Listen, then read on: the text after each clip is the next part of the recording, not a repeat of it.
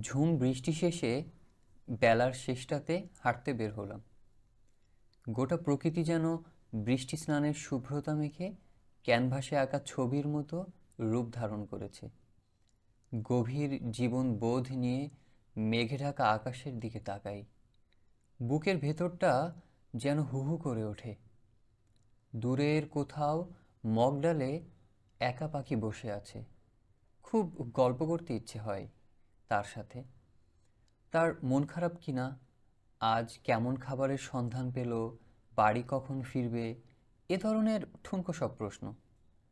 কোথাও দেখি দুটো পাখি মুখ আড়াল করে বসে আছে। তাদের দেখলে মনে হয় বলি, কি অভিমান হয়েছে বুঝি? তা কি নিয়ে অভিমান করলে শুনি? আর ঝাঁকবাঘা পাখির দলের কিচিরমিচির দেখলে মনে হয় জিজ্ঞাসা করি, কি খুব আনন্দ বুঝি? তা বিষয়টা কি? আমাকেও নেবে গো তোমাদের সাথে? এক মহাকাল ধরে আনন্দ করিনি। চিরল পাতার কৃষ্ণচূড়ার গাছে ঝিরিঝিরি হাওয়া বয়ে যায়। পাতাগুলো কি স্নিগ্ধভাবে ঢেউ তোলে। দেখে ভেতরে কেমন যেন শান্তি অনুভব হয়।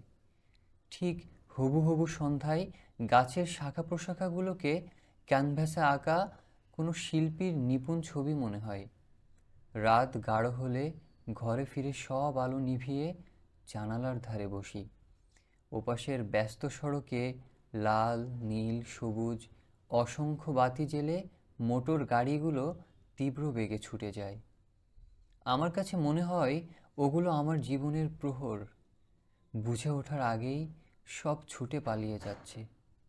কোনো কোনো দিন শেষ রাত্রিতে হঠাৎ ঘুম ভেঙে যায়।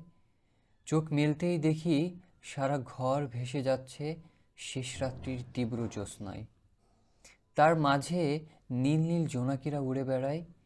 পৃথিবীর ভয়ঙ্কর সুন্দর রূপ দেখে আমি থমকে যাই। ঠিক যেন রেলগাড়িতে চড়ে আমার জীবনের জটিল সব ভাবনার দল এসে হাজির হয়।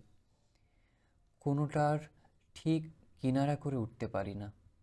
পৃথিবীর ভয়ঙ্কর সুন্দর রূপ আর শেষ রাত্রির কবরের মতো নিস্তব্ধতা মিলেমিশে আমায় প্রায় গিলে ফেলতে চায়।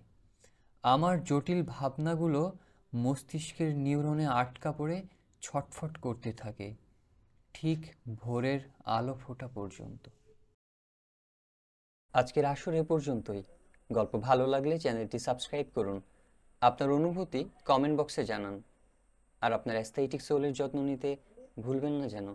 টাটা।